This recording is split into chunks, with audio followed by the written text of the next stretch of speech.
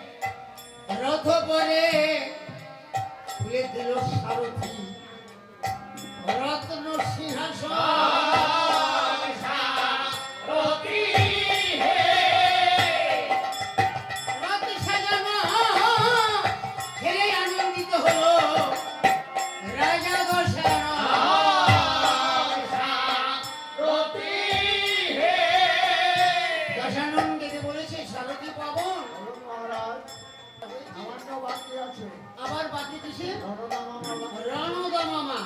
সত্য কথা বলেছ, কেননা যুদ্ধে যেতে হলে রণদা মামার বিশেষ প্রয়োজন, বাদ্যযন্ত্র। তাহলে সারথি এই মুহূর্তে তুমি বাদ্যযন্ত্রগুলো রথপথ করে দাও, কেমন? তবে আর একটি কথা তোমাদের বলেছি, তোমরা কে কি বাদ্যযন্ত্র এনেছো একবার বাজিয়ে বাজিয়ে রথপথ করে দাও, আমি একটু শ্রবণ করব। তাই কে কি বাদ্যযন্ত্র এনেছে আর কে কেমন সুন্দর করে বাজিয়ে বাজিয়ে রথবারে তুলেছে, কে কেমন করে বাজিয়েছে,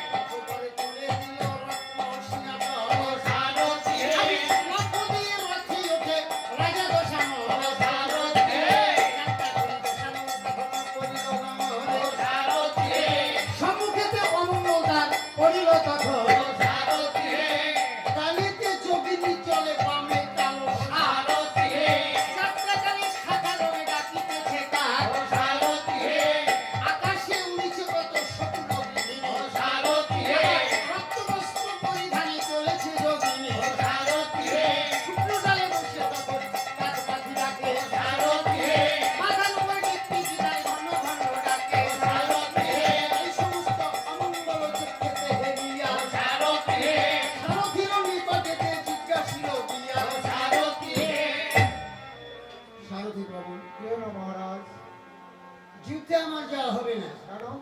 যুদ্ধে যখন যাত্রা করেছি আমার সম্মুখে কতগুলো অমঙ্গল করে যুদ্ধে গেলে আমার কি যুদ্ধে জয় হবে? হ্যাঁ, নিশ্চয়ই হবে। তাহলে কি করতে হবে? আমাদের অন্য পথে যাত্রা করুন। অন্য পথে যাত্রা করতে হবে যুদ্ধে, তাই তো? হ্যাঁ। কেননা যুদ্ধে যাব সংকল্প করেছি, যুদ্ধে যেতে হবে। আচ্ছা সারথি, অন্য পথে যুদ্ধে যাত্রা করলে আবার যুদ্ধে যাবে, তাই হ্যাঁ, তো? নিশ্চয়ই হবে। আচ্ছা আচ্ছা আচ্ছা আচ্ছা, অন্য পথে রথ যখন পরিল গণ হল, সারথি সমবেত সূর্পনখা দিল দর্শন। সারথি সূর্পনখা বলে, দাদা আমি করি নিবেদন। সারথি দর্শক বেদে এলো তপস্বী লক্ষণ। সারথি রাবণ বলে, দূর হয়ে যা সূর্পনখা রায়। সারথি তোর জন্য ধ্বংস আমার সোনার লঙ্কাপুরী। সারথি যাত্রাকালে দেখালি তোর কাটা উপকার। সারথি নিশ্চয়ই জানিব রঙে হারাইব প্রাণ। সারথি সারথির হাত হইতে পড়িল পাজনি। সারথি চলিতে না পারি অশ্ব চক্ষে বহে বালি। সারথি এত বলি রথখানা করিল গমন। সারথি যুদ্ধক্ষেত্রে গিয়ে তখন দিল দর্শন। সারথি কৃত্তিবাস পণ্ডিতে রণধুলো ভারত। সারথি যুদ্ধক্ষেত্রে গেল দশানন বলল হরি হরি।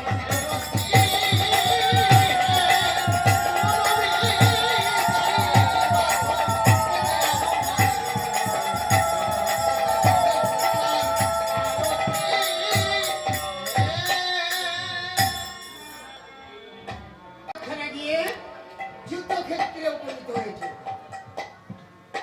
দশরথ হুঙ্কার ছেড়ে কোথায় ভেদাই রাম লক্ষ্মণ যুদ্ধ উপনীত। রাম লক্ষ্মণ বিভীষণ হনুমান সবে মিলি মানব সৈন্য ধীরে ধীরে যুদ্ধক্ষেত্রে সে উপনীত হয়েছে। রামচন্দ্র আর লক্ষ্মণ যখন যুদ্ধক্ষেত্রে এসে উপনীত হয়েছে, দশানন্দীকে বলেছে, কে? ভিখারি রাম লক্ষ্মণ এতদিনে পাঠিয়ে অবধ বানরগণে কোথা ছিল প্রাণ ভয় হয়ে লুকায়িত। লক্ষণ দিকে বলেছে, দশানন তুমি এতদিনে পাঠিয়ে অবধ রাক্ষসগণে কোথা ছিল প্রাণ ভয় হয়ে লুকায়িত। মরণশ্বরীতে রাজা লঙ্কেশ্বর তাই রণক্ষেত্রে দাঁড়িয়ে প্রলাপ কাহিনী বলেছে। প্রধরে সন্দেহ লক্ষণ দুর্বলা রমণীর নাশা কর্ম ছেদন কোন মহাবীরে লক্ষণ। দুর্বলা রমণীকে পেয়ে তুই অরণ্য মাঝারে নাশা করলো কাটি। বীর বলে দিয়েছিস তুই, ধীর তোকে শতধীর দস্যু তুই। দশানন করে আস্তর নাই বলিস্তা। লক্ষণটিকে বলেছে, দশানন অযুক্তার শাসিত এই সমগ্র ধরণী, সেই রাজ্য মাঝে যদি কেহ করে ধর্ম বিঘোরিত কর্ম হোক সে পুরুষবা রমণী, তার শাস্তি দেন রাজার ন্যায় ধর্ম মতে। তপভোগী সূর্পনখা একদিন গিয়েছিল পঞ্চবটি বনে পুষ্প চয়ন হেতু আর ব্যভিচারিত বিবাহের প্রার্থনা জানিয়েছিল ইসলাম ভক্ত। তাই তারে নেশা কর্ণ করিয়েছিল, উপযুক্ত দণ্ডদান দিয়েছিল লক্ষণ। দশানন্দকে বলেছে, লক্ষণ বৃথা বাক্যব্যে নেই প্রয়োজন, পরিচয় হবে অস্ত্র মুখে।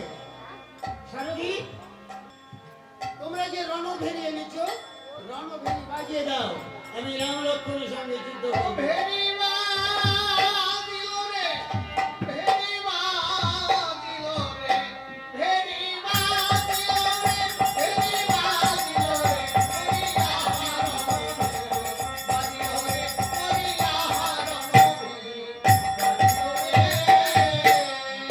এত বলে দশানন্দিত তখন ধনুকে টঙ্কার ভেরি দিল রে।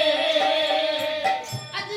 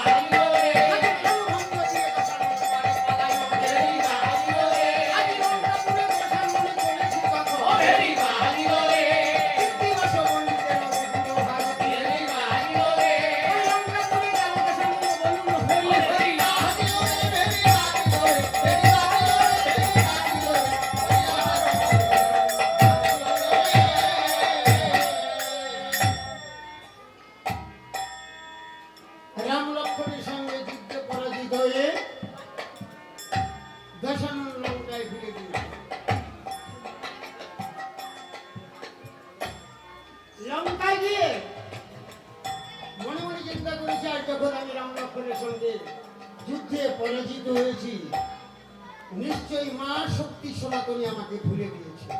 তাই আমি রাম লক্ষ্মণের সঙ্গে যুদ্ধে পরাজিত হয়েছি। যদি আমি আমার মাকে আমার সহায় না করতে পারি, তাহলে রাম লক্ষ্মণের সঙ্গে যুদ্ধে আমি জয় করতে পারবো না।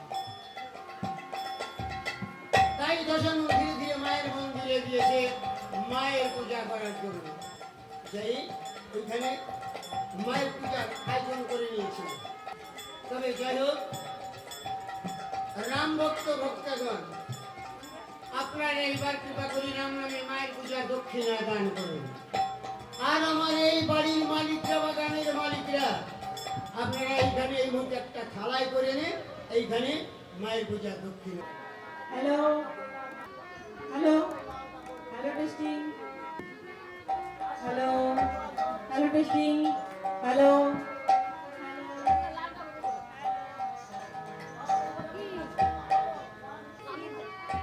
Hello hello hello hello testing, hello hello hello hello hello hello testing.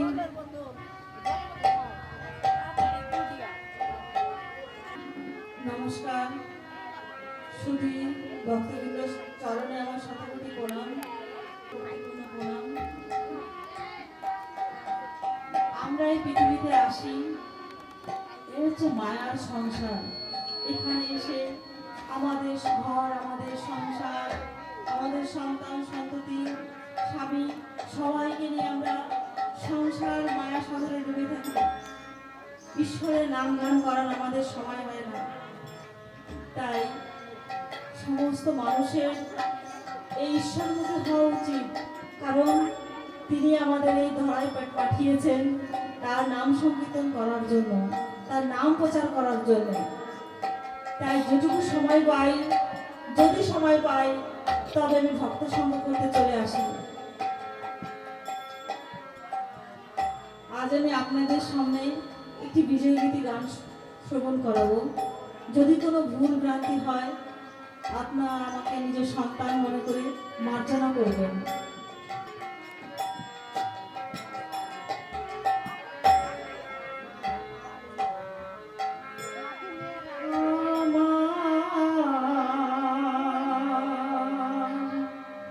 মনটা হারে বলি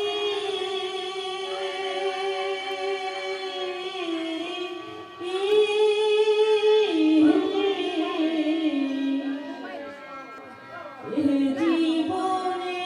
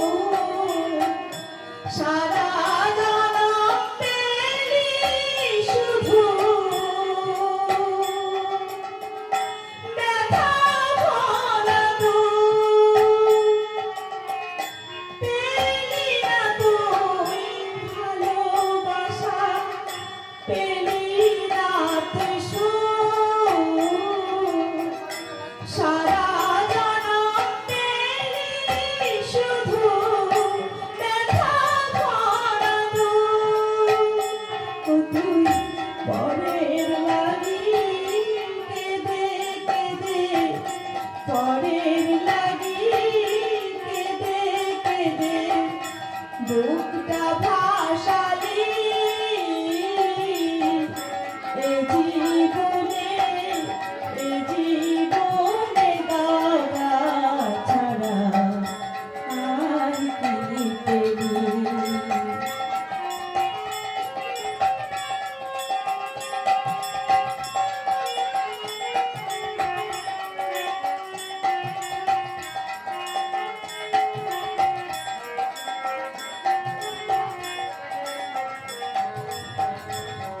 আমার মায়েরা সকালবেলা প্রভাতে গোবর ছড়া দিয়ে সংসারটিকে ধুয়ে মুছে পরিষ্কার পরিচ্ছন্ন করে রাখে, সারাদিন কাজ করে, সন্তান সন্ততি স্বামী সবার সেবা করে, সন্ধ্যাবেলায় ঠাকুরের আসনে প্রদীপ জ্বালায়, মনের ব্যথা জানায়।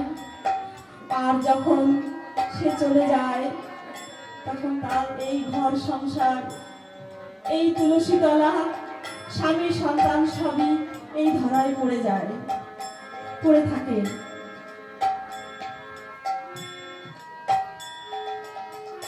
সুখ পেলি না সংসারে তুই, সুখ পেলি না বনে,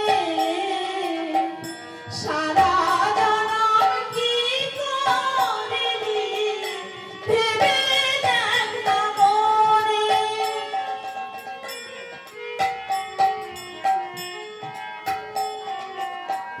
সুখ পেলি না সংসারে তুই, সুখ পেলি না বনে, সারা জনম কি করলি ভেবে দেখ না মনে।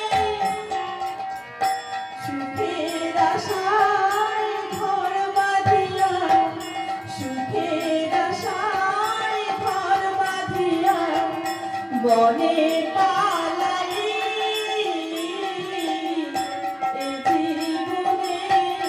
এ জীবনে দাদা ছাড়া আর কি পেলি।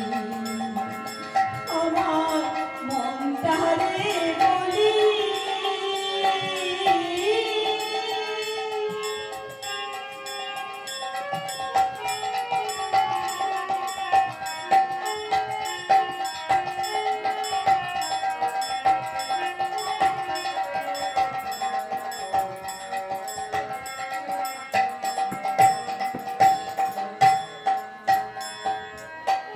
জাগিরে তুই ভালোবেসে বেঁধেছিলি ঘর,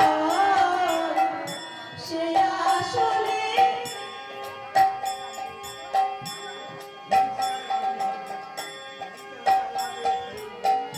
জাগিরে তুই ভালোবেসে বেঁধেছিলি ঘর, সে আসলে মরীচিকা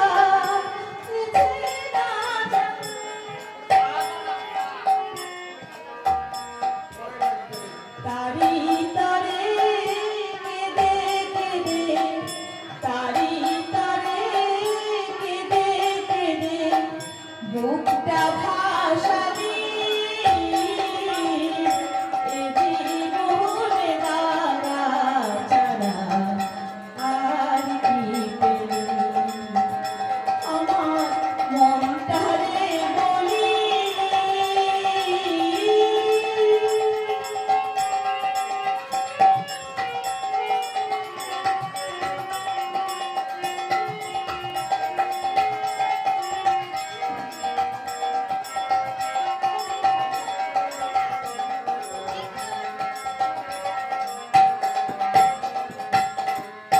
বিজয় বলে এমনি করে আমায় কাঁদালি,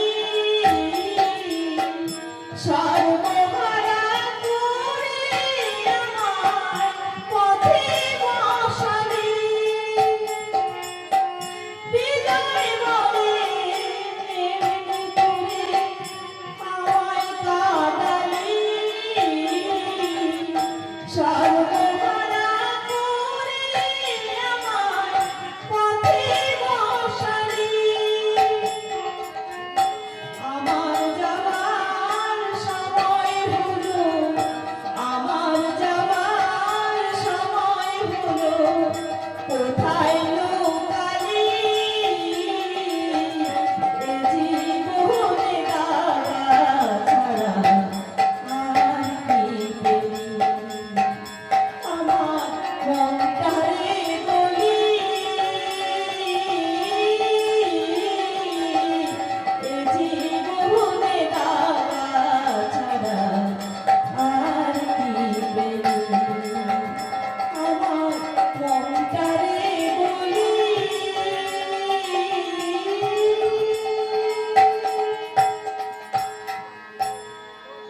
নমস্কার।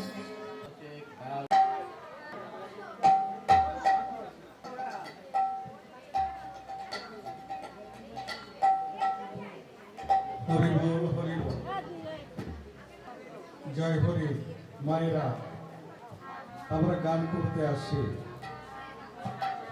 আবার গান করে চলে যাই।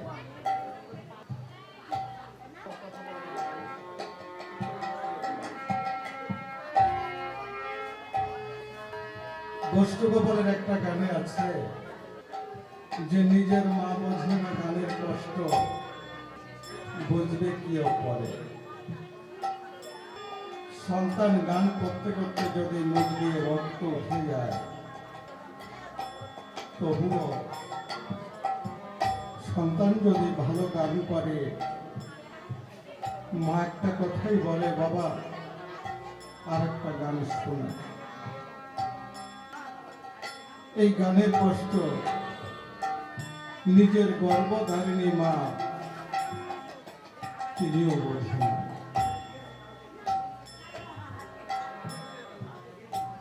আমরা হরিবাসরে আসি, হরিনাম শ্রবণ করে এবং শ্রবণ করি। কিসের জন্য আসি? এই যে আপনারা বাবা মা আপনারা এসছেন, হরিনাম শ্রবণ করছেন, শেষের দিনে যেদিন চলে যাব, ও বাবার সঙ্গে কিছুই যাবে না, শুধু যাবে আপনাদের চরণ ধুলি। এই ধুলি মাথায় নিয়ে যেদিন সেই ভবনদীর কূলে গিয়ে দাঁড়াবো, সেদিন আমার দয়াল হরি নিজ গুণে বৈঠা ধরে পার করে দেবে। আজকে যে বাড়িতে রামায়ণ গানে ব্রতী হয়েছি, আমাদের সকলের একটাই কাম্য, আমার মাওই মা তিনি তার নিজের দেশে গমন করেছে। ও বাবা, এই যে যে দেশে আমরা আছি, এই দেশটা আমাদের নয়। দুদিনের দুনিয়া মুসাফির, ফিরে চলো ঘরে। এই দেশটা আমাদের নয়। আমরা বাণিজ্য করতে এসেছি, বাণিজ্য যেদিন শেষ হয়ে যাবে, এই জগৎ সংসার ছেড়ে সেদিন আমাদের সবাইকে চলে যেতে হবে। তাই তো আমি ঠাকুরের কাছে এবং ঠাকুরের ভক্তবৃন্দের কাছে প্রার্থনা জানাই, আমার মা ওই মার পরমাত্মা যখন সেই ভবনদীর কূলে গিয়ে দাঁড়াবে, আমার দীনবন্ধু দয়াল দীনবন্ধু নিজ হাতে ওই ঠাকুর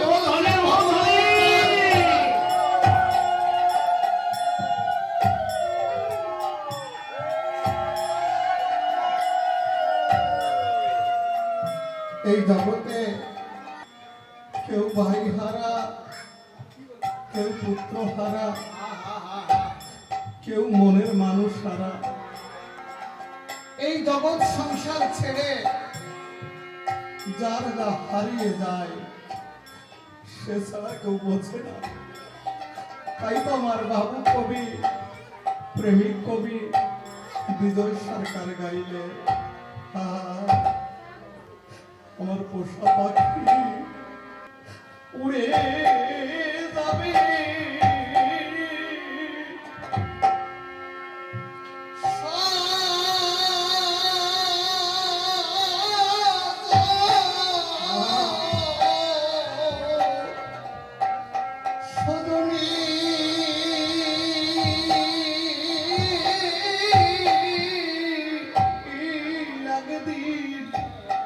ভাবি নাই মনে। ওরে সে কি আমায় আমায় বলবে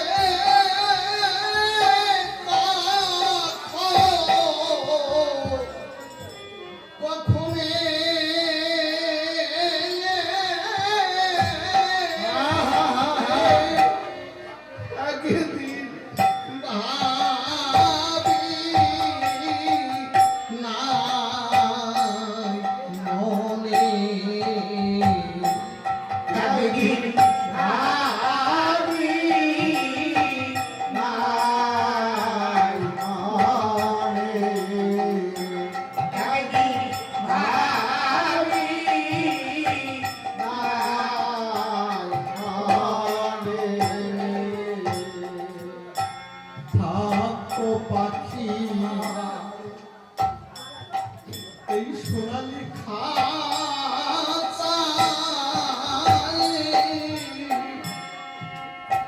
ওরে বসে রূপালিয়া আয় কত কি বলি তো আয় ওরে ফটিকেরও ওরে বাটি ভরে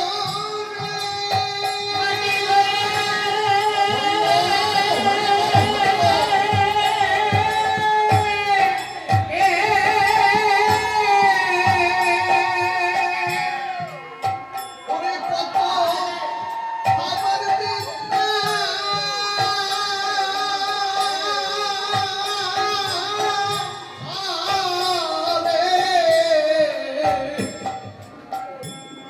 থরে থরে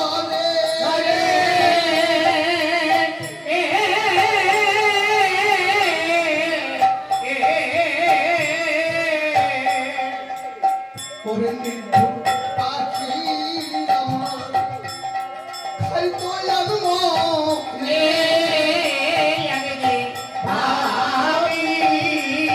নাই মরে আরে পাখি উড়ে যাবে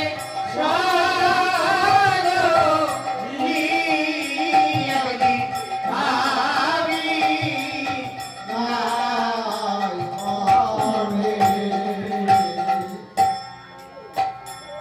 জোলা পাখি আমায় করলো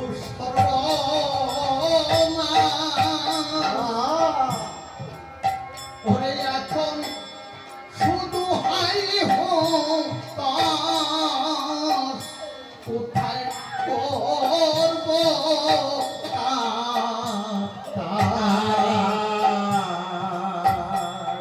ওরে বনের পাখি ওরে বনে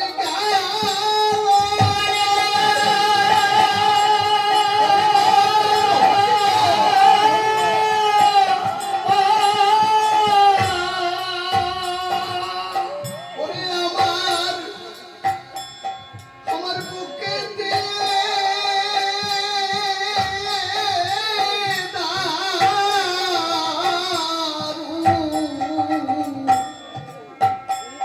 দারুণ শেলা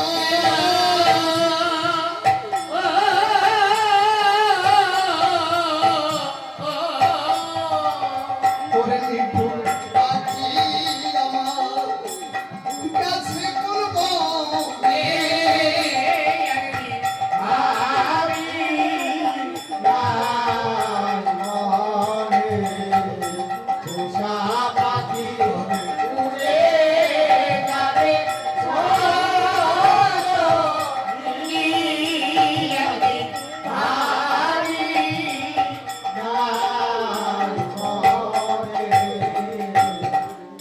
জয় হরি বল। আমা এই জগতে আমি যদি শুধু মা বাবার গুণের কথা বলি, শুধু মা বাবার গুণের কথা বলি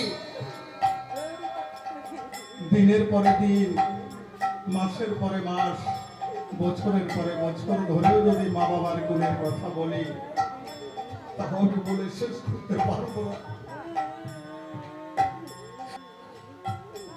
আমি কয়েকদিন আগে এই মুড়াগাছা কলোনিতে গান করতে গিয়েছিলাম। যে বাড়ি গান তার পাশের বাড়ি আমি নেমেছি। আমি নেমে শুনতে পেলাম একটা ছেলে দুবাইতে কাজ করে। ওই দুবাই থেকে ফোন করে তার স্ত্রীকে বলছে, ও প্রিয়ে প্রিয়ে, আমার তো বাড়ি আসার সময় হয়েছে, তুমি আমাকে বলো আমি যাবার সময়, বাড়ি যাবার সময় তোমার জন্য কি নিয়ে যাব। আর স্ত্রী বললে, ওগো তুমি যখন বাড়ি আসবে আমার জন্য সুন্দর একটা চেন নিয়ে আসবে। তার ছোট্ট একটা ছেলেটা বলছে, ও বাবা বাবা, তুমি যখন বাড়ি আসবে আমার জন্য সুন্দর একটা মোবাইল ফোন নিয়ে আসবে। আর তার জনম দুঃখিনী মা ওই ঘরের এক কোনায় বসে ওই সন্তানের কণ্ঠ শুনতে পেয়ে দুই চোখের জল ছেড়ে দিয়ে হাউ হাউ করে কাঁদছে। ওই কান্নার আওয়াজ মোবাইলের মধ্যে তার সন্তানের কণ্ঠে পৌঁছিয়েছে। তার সন্তান তার ছেলেকে বলছে, বাবা এই মোবাইল ফোনটা নিয়ে তোমার ঠাকুরমার কাছে